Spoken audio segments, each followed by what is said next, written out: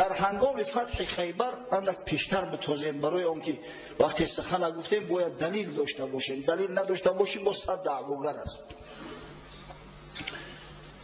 هنگام فتح خیبر یک زن یهودی با نام زینب بنت حاریث، زن سلام ابن مشکم که سرور یهودی های خیبر بود، یک گوسفند را آماده کرد، گوسفند را پخت، در داخلش زهر انداخت، با زهر آمیختش کرد، با زهر حلاهیل، و برای رسول الله صلی الله علیه و سلم آورد هدیه کرد. حضرت صلی الله علیه و سلم تنها نمیخورد، از همین خاطر بشر ابن برا ابن معرور که یکی از همون محافظاش بود، او را دعوت کرد که بیا در نزدم بشی همراه بخوریم. حضرت وقتی که لقمه را در دهنش انداخت، همون لقمه گواهی داد که یا محمد صلی الله علیه و سلم من مسموم هستم، زهرآلود هستم. از این خاطر حضرت همون لقمه را از دهنش انداخت، نخوردش. اما بشر ابن برا ابن معرور رضی الله عنه شهید شد، همون زهر خورد شهید شد همون طعام. امام بخاری روایت میکند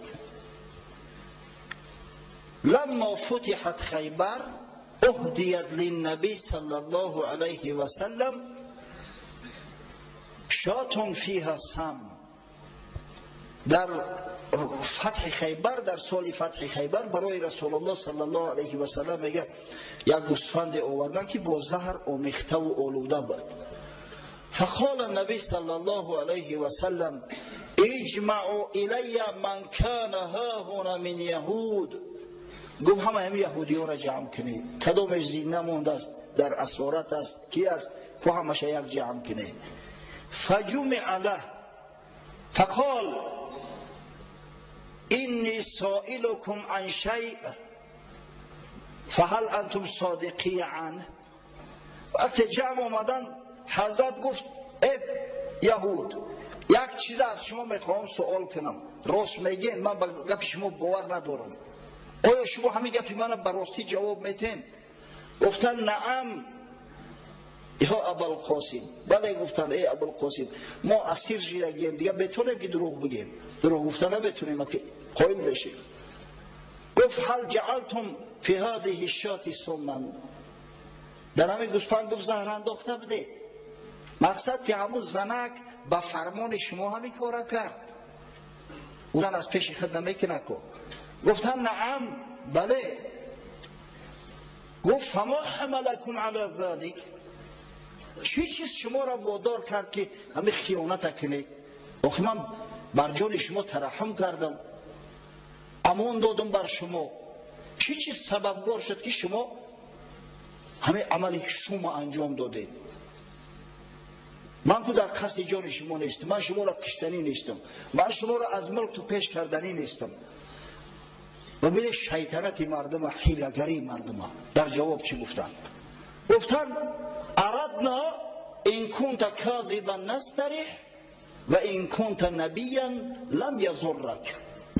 گفتن ما قصد کردیم که همین را زهرآلود میکنیم، به تو پیشکش میکنیم، اگر تو دروغگو باشی و پیغمبر نباشی جان ما از تو خلاص میشود، اما اگر پیغمبر باشی این به تو ضرر زیان میرساند.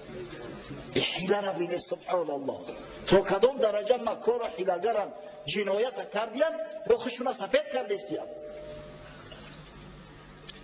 اما با ببینه که بعد از او که دریافتن که محمد صلی الله علیه و سلم پیغمبر بدست، همیشه یک معجزه شد که لقبه خودش شهادت داد، بعد او را میمونه آوردن کسافتو، باز در همون دین یهودی خودشو باقی موندن.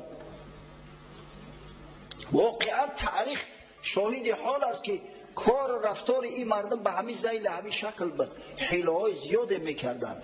اما آخر با او حیله و نیرنگ شد ما و شما مردم کم اعتقاد و ضعیف ایمان فریب میکنن. محمد صلی الله علیه و سلم و اصحاب گرامی آن حضرت که از مکتب محمدی تعلیم گرفته بودند و تعلیم میگرفتند، اونا را فریب کرده میشود. حضرت مولوی یک قصه آورد است در مثنوی شریف. مرتضی را دید روز یک جهود، کوزی تعظیم خدا آگه نبود.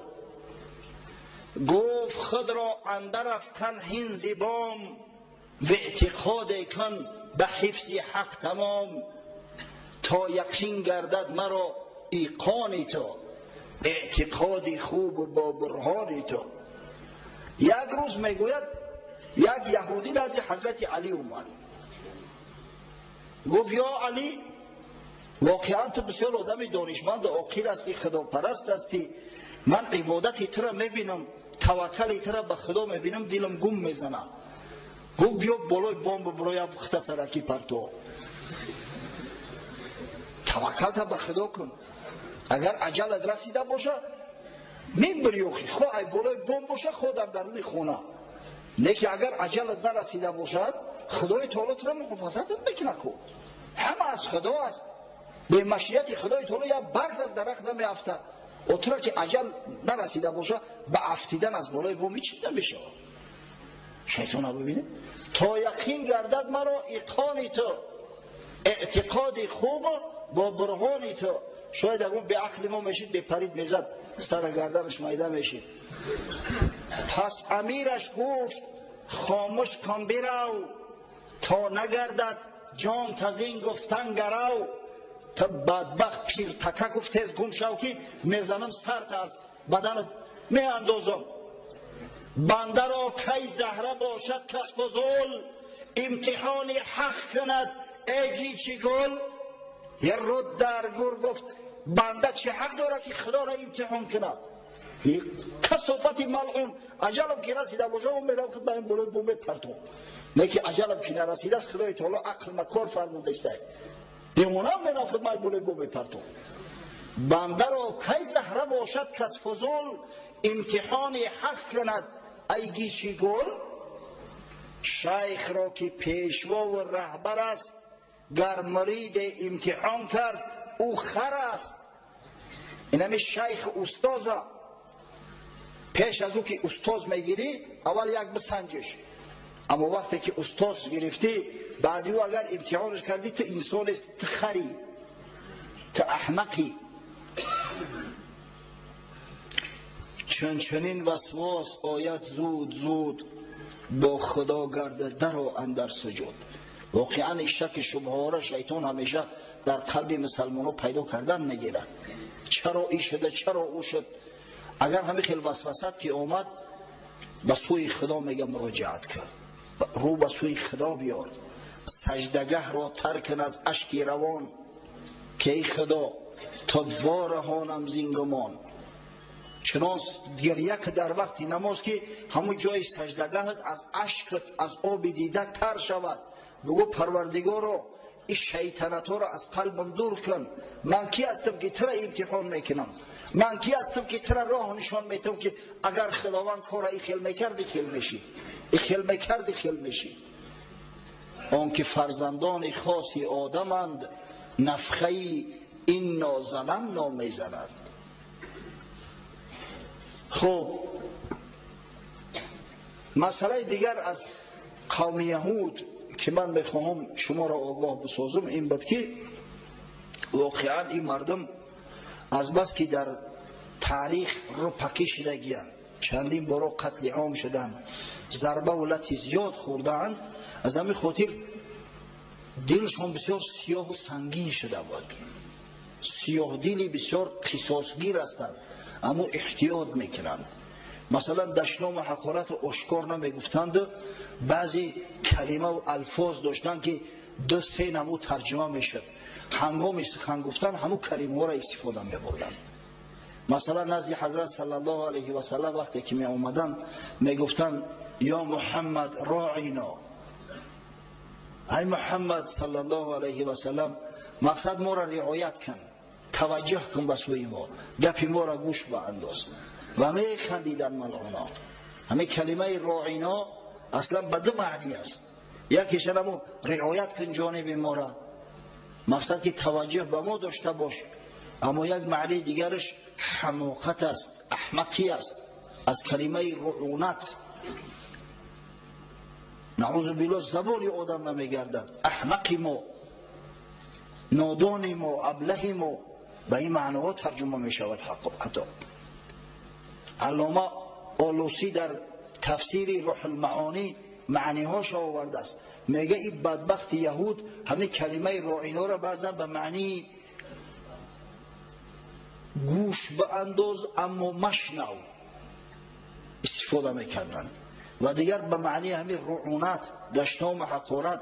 حتی خداوند مسلمانان را از گفتن کلمه راعینا منع کرده است.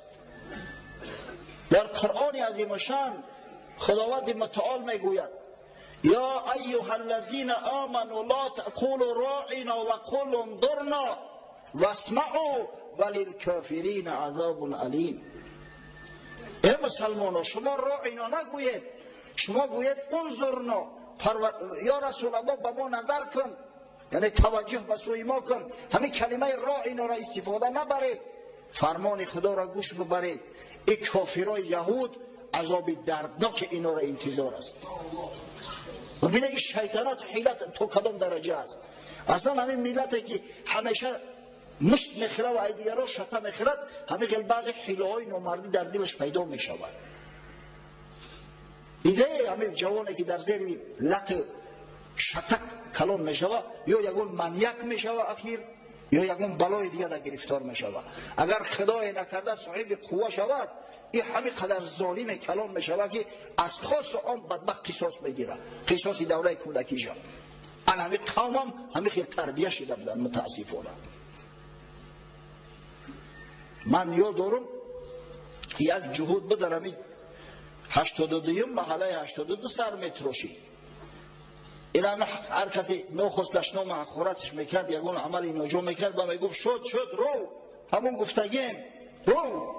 این خونش در اول میگفت است که کسی مرا حقارت کنه خودش فلان و بیسمدان، کسی مادر ما حقارت کرد مادر خودش فلان و بیسمدان.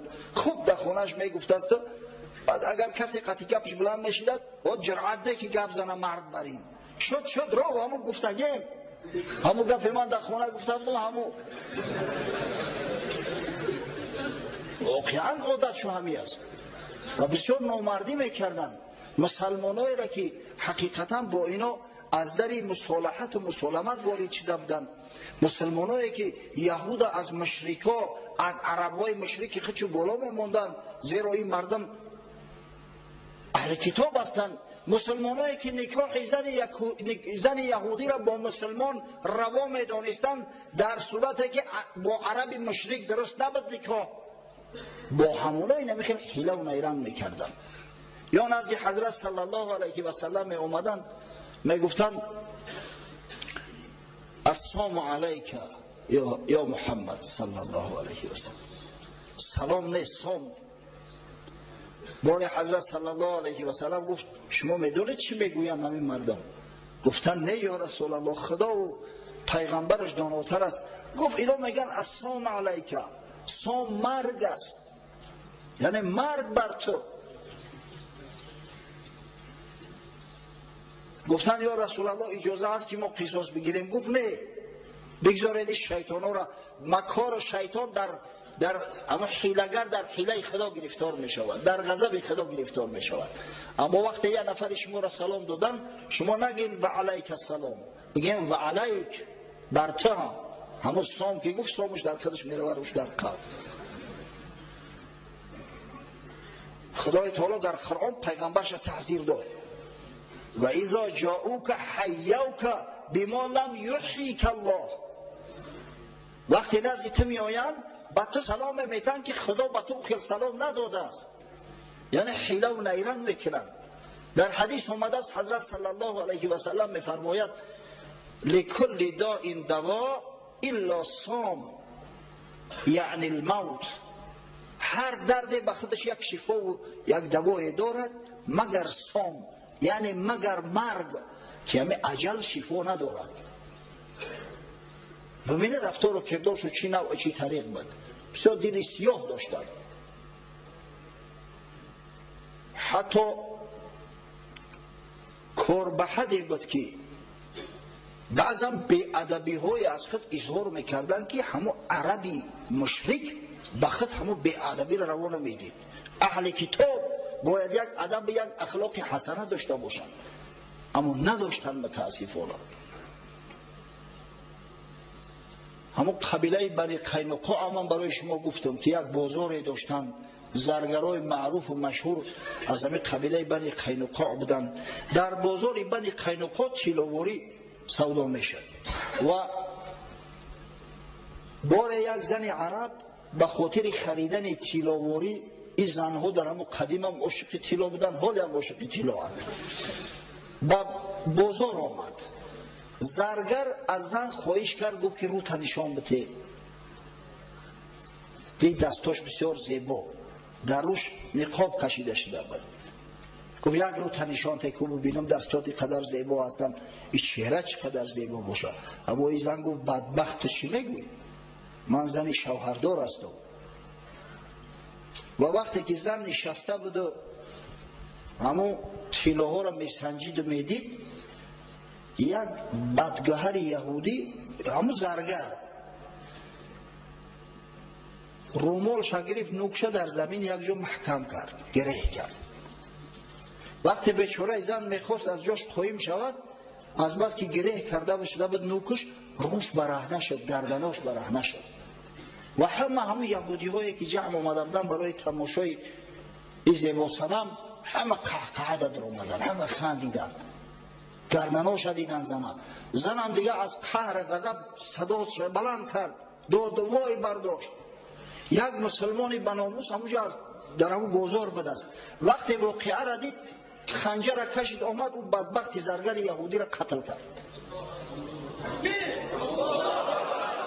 و این بدبخت یهودی های دیگر مسلمان را قتل کردند.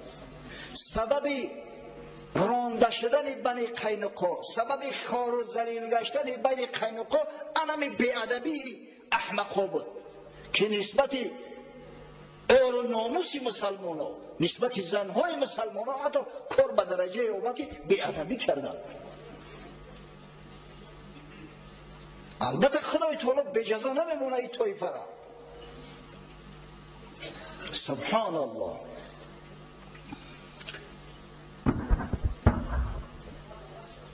وقتی که رسول الله صلی الله علیه و سلم به مدینه آمد، بار قریشی ها آمدن از یهودی ها، جمعشان کردند، گفتند ای معشر یهود، شما اهل کتاب هستید، شما خداپرست هستید، شما بین ما و بین محمد صلی الله علیه و سلم قضاوت کنید. ما بر حقیم یا محمد صلی الله علیه و سلم؟ کی به حق است؟ یهودی هایی که میدونستند که عرب مشرکند، قریش مشرکند، میدونستند که محمد صلی الله علیه و سلم مسلمان است، مسلمانایی که تمام پیغمبرای بنی اسرائیل پیغمبر خدا میدونند، حتی یک نفر اگر یک پیغمبری بنی اسرائیل انکار کند او را کافر حکم میکنند. این نزد بنی اسرائیل آشکار بود و این پدر سوخته ها محمد صلی الله علیه و سلم از فرزندای خودشو بهتر شناخته بودن که این پیغمبر است. این چیزا میدونستن. با وجود این همه قدر تعصب داشتن، همه قدر جاهل خر احمق بودن که گفتن ای معشر قریش، قسم به خدا دین شما از دین اونا راستر و بهتر است. نعوذ بالله. یکی از علمای یهودی، اسرائیل ولفانسون گفتنی شخص، یک کتاب دارد، عرب یهود در نیم جزیره عرب، یهود در نیم جزیره عرب، در همونجا قید میکند که واقعا خطای از همه بزرگترین یهود انامین بود که این بدبختو حق نداشتن، هر چند دشمن بدن، هر چند تعصب داشتن، هر چند حسادت داشتن، اما اونا حقوق معنوی نداشتن که مشرک بر شخص موحد ترجیح بدن. اینا گفت به غضب خدا گرفتار شدگی، خداوند اینا را تار و مار کرده، پراکنده عالم کرد که مدت‌های مدید دیگه سری قدرت آمدن. خداوند متعال در قرآن عظیم شان در سوره نساء همین را بیان کرد.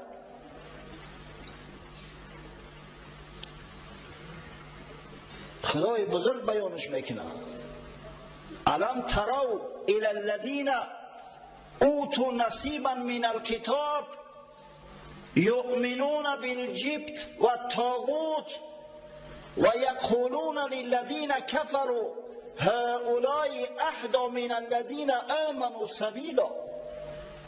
این طایفه که اهل کتاب هستند اینا خیانتی به خدا کردند. خدای بزرگ میگه و اینا ایمان به طاغوت و ایمان به بت آوردیان. اینا بت پرست از خدا پرست بالا گذاشتند و نسبت شخصایی که کافر هستند میگویند که شما هدایت یافته‌تر از مسلمان ها هستی، از اهل ایمان هستی. خدا به غضبش گرفتار تو کند. و اسرائیل ولفانسون بعد اونجا شرح توضیح داده است که چی نوع شد که یهودی ها با مسلمان ها همدست نشدن، یکجا نشدن. سببش چیست؟ چرا مسلمان هایی که تمامی پیغمبرای بنی اسرائیل پیغمبر خدا میدانند، اینقدر بزرگ میدانند، چرا مسلمان هایی که در قرآن خداوند متعال براشان گفت ای بنی اسرائیل اینی فضلتکم علی العالمین، من شما را بر عالمیان تفضیل دادم که اکثر پیغمبرای من از میان شما هستند، چرا با اونها اینقدر کینه و عداوت پیشه کردند؟ با مشرکا زبان یک کرده و بر ضد مسلمان ها خواستند. میگوید این کار دو سبب دارد. سبب اول انما تعصب یهود، حسادت یهود به درجه حسود هستند، به درجه بدبختان متعصب هستند که از غیر بنی اسرائیل کسی را قبول ندارند. هر کسی یهودی است آدم خودشون است، اما کسی اگر یهودی نباشد اینا اصلا قبولش ندارند به هیچ وجه، به هیچ صورت. و چون محمد صلی الله علیه و سلم از بنی اسرائیل نبود و به فرمان اینا عمل نکرد و اینها را به سوی دین خدا خواند و کمبودی و نقصانهایی که در کتاب خدا وارد کرده بودند آشکار ساخت، اینا به شر شور بر ضد مسلمانان قد علم کردند. سبب دوم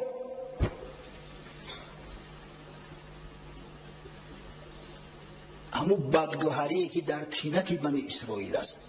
بنی اسرائیل در تاریخ پیغمبرکش معروفند، ولی ما یک اصطلاح داریم پیرکش. انمی بنی اسرائیل در تاریخ پیغمبرکشند. ده ها پیغمبرای بزرگ خدا را قتل کرده، یعنی بدبختا. از این خاطر است که خداوند اینا را مغضوب علیه گفت، به غضب خدا گرفتار شدگان.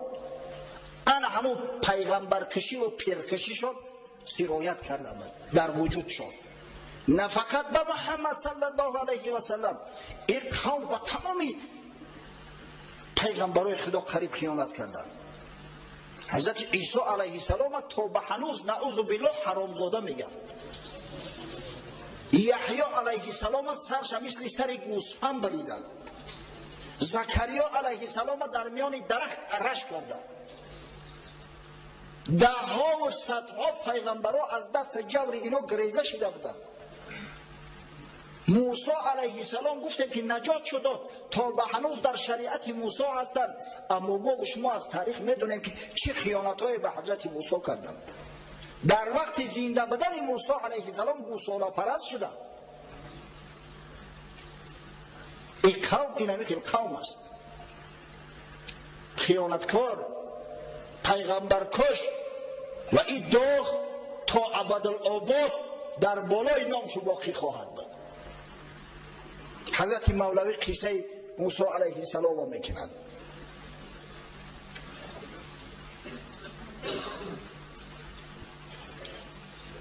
گفت موسی با یک مردی خیال که بدندش از شقاوت و زلال، صد گمانت بود در پیغمبریم، با چنین انصاف و این خلقی کریم.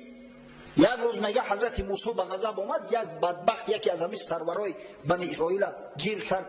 حضرت موسی بسیار غضبناک بود، یک دم مشتی آبدار رو زد. بعد گفت که آخه ای پدرسگ، در من اینقدر تو بدگمان هستی، اینقدر معجزه های مرا به چشم دیدی، با وجود اینقدر تو نسبت من بدگمان هستی؟ 100,000 معجزه دیدی زی من، صدگمانت میفیزود و شک زن، بجای آنکه معجزه های من باور یقینی تر زیاد کنن، برعکس شک شما در دینت زیاد نشد. ملعون. گرد از دریا برآوردم عیان، تا رهیدت از شر فرعونیان. برای آنکه از چنگال فرعون نجات بیابد، من گرد چنگ بحرت بالا کردگیم. حال یک سوال است که آیا از زیر بحرم چنگ میبروید؟ جوابش همی است بله. در بحر احمر چنگ بالا شد وقتی که بنی اسرائیل از بحر گذشتن، بحر وقتی که در طرف تقسیم شدن بود. ز آسمان 40 ساله کاسه و خوان رسید، از دعایم جوی از سنگ جهید. آقای خانه تان بسوزه، گفت که 40 سال به دعای من خدای تعالی طعام شما را مهیا کرده است در بیابان. به یک دعا و به یک ضرب عصای من از یک سنگ خوره آب پرید، آب خورده. 12 جوبار تقسیم شد، 12 سبت شما از همون آب میخورد. بانگ زد گوساله از جادویی، سجده کرده که خدای من تویی. اب پدرسک همین یک گوساله یک بربع گفت تو در رفتی در پیش سجده کردی؟ چه نبودی در بدگمان در حقی او؟ چه نبودی شک چنین ای زیشت خو؟ آخه چرا در حق گوساله بدگمان نشدی؟ در حق موسی علیه السلام بدگمان بدی، در حق هارون علیه السلام بدگمان بدی، و چرا در حق یک گوساله بدگمان نشدی؟ سامری خود کی باشد ای سگان، که خدای برتراشد در جهان؟ پیش گاو سجده کردی از خری، پیش گاو سجده کردی از خری. گشت عقلت صید سحری سامری. بعد حضرت مولوی شرحش میده که سببش چی بود. حضرت میگه چون که هر جنسی را باید جنسی خود، گاو سوی شیر نر کی رو نهاد. هر کس به همون جنسی خودش عمل میکنه. موسی علیه السلام، عیسی علیه السلام، یحیی علیه السلام، زکریا علیه السلام و پیغمبرای اهل ایمان هستند. اونا پیغمبرای مسلمان ها هستند که مسلمان ها به قدرشون میرسند. شیخ احمدی دیداد با یک نفر نصرانی بحث میکرد. در ضمن بحثش گفت در میان اپیسکوپای انگلیا، بریتانیای کبیر، یک تست گذروندن پنهانی و حامله شدن مریم بتول به شوهر. 67% اپیسکوپا میگه به همین شک داشتیم، باور نداشتیم. سبحان الله. اپیسکوپا ملاهای کلان نصرانی 67%ش شک داشتیم که عیسی علیه السلام به پدر تولد شده است. احمد دیداد خدا رحمتش کنه به یک افتخار گفت برای ما مسلمانان فقط آیه قرآن کفایه است که او روح خداست و کلمه است که خدای تعالی در بطن مریم عذرا انداخته استش. ما به همون ایمان داریم، یگان شک نداریم. چون که هر جنس را باید جنس خود، گاو سوی شیر نر کی رو نهاد. آی بنی اسرائیل صدقه موسی علیه السلام کنه. آن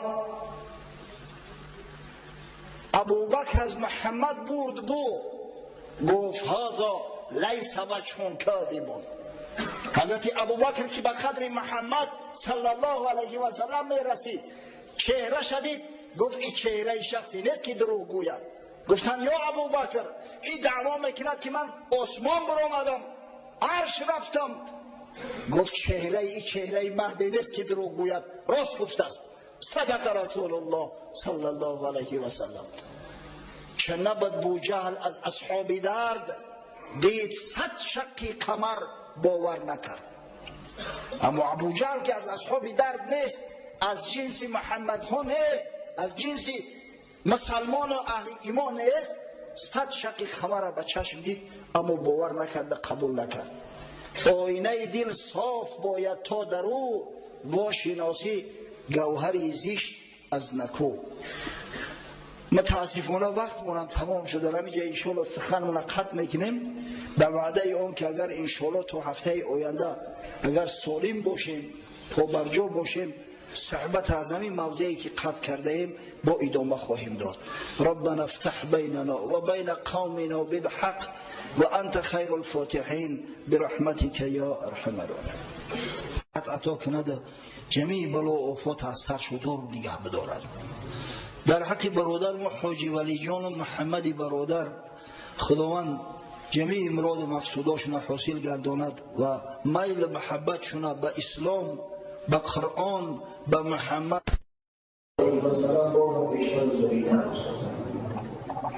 در حق یا دو درچه داریم عبدالرحیم جان هم نام خدمت. خداوند صاحب زنی صالحه و فرزندای صالحش بگرداند. در حق ابراهیم برادر که برای مسجد صدقه جاریه کرد. چجای ابراهیم؟ که ابراهیم جوانمرد است، ابراهیم تاجر است. مادرش کمپیری مادرش وقتی درک یافت که در مسجد ساختمان می رود، انشاءالله نقشه داره مالیم چیزاش که بکشن سمیتش خلاص کنن، $50 برآورد زنی صالحه را ببینید. سبحان الله. همه شیر مردا ای شیر زنا می شوند، یک باره نمی افتند. حتی این زن صالحه شوهرش ترغیب به تشویق کرده است، ایام روسیه $50 روی کرده است که برای مسجد صدقه جاریه شود. خداوند از جمیع بلا و آفات این عائله را نگهبان باشد. پروردگار تقوا و محبت شونه بازم بیشتر از زایی‌تر بگرداند. در حق برادرمون مراد علی، یک برادری مراد علی داریم استاد. همه هفته گذشته چند بار جستجو کرده است نیافتم. یک روز خانه آمد سحر گفت در حق ما دعا که اکنون بای نیستیم، قدر امکان خودمون، مبلغ هم اندک نبود و همین هم معاش پرایق شروع بود، اگر بای میشدیم زیادتر میدادیم. گفتم آقای خدای تعالی ترا قلبی وسیع داده است، خدای تعالی ترا علمو غیرت داده است، سخاوت داده است. چی بسا بایایی هستند که یا تینشو ببروید جانشو نبروید. هم بابای مولانای کلابی ما بعضا در حق هم بعضی ثروتمندای مرده بخیل زمزمه میکنه، دولتش را فیل بردارد میانش بشکند. همه پولش بسیاری هست که تیلهاش در فیل بار کنه، میگه میان فیل میشکند. دولتش را فیل بردارد میانش بشکند، همتش را پشه بردارد به هندوستان برد. لیکن هم به همتی هست که یا پشه همتش به هندوستان میبرد. خدا برکتت بده که جوان مرد بدن در کارید، مال ثروت هم او نقش بازی نمیگیرن. در حق شیخ حکمت الله و شاگرد مول محمد که در روسیه هستند دعا میکنیم که خداوند از جمیع بلاها نگهبانشو باشد. این شاگرد ما محمد جان گفت بیمار شده است، همین بیماری زرپروین، خداوند برای شفای کامل عاجل عطا کند که زودتر با به نظم بر بگردد.